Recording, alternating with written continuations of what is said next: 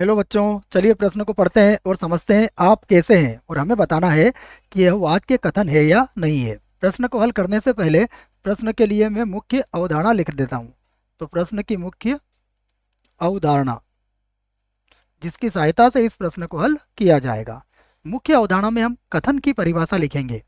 कथन की परिभाषा क्या होती है वह समझिएगा आप, कि वह वाक्य जो या तो सत्य हो, वह वाक्य जो या तो सत्य हो या असत्य हो, असत्य हो, कथन कहलाता है। कथन कहलाता है। ये हमने वाक्य की सहायता से कथन की परिभाषा यहाँ पर लिख दी है। अब हमें जो वाक्य दिया गया है उसे लिख लेते हैं। हमें दिया गया है वाक्य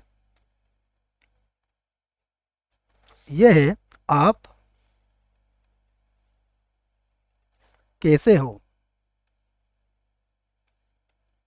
कैसे हैं, ये आपको दिया गया है। तो हम कहेंगे कि ये क्या है, ये जो वाक्य है यह कथन नहीं है। तो यह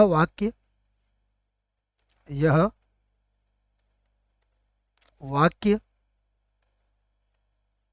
कथन नहीं है, क्योंकि क्योंकि इसके सत्य या असत्य के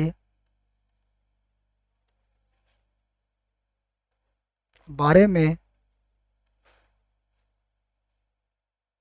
कुछ कहा नहीं जा सकता, कुछ कहा नहीं जा सकता।